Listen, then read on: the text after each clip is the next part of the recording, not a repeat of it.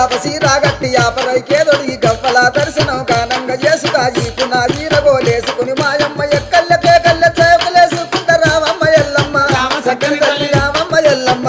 సక్కని తల్లి రావమ్మ ఎల్లమ్మ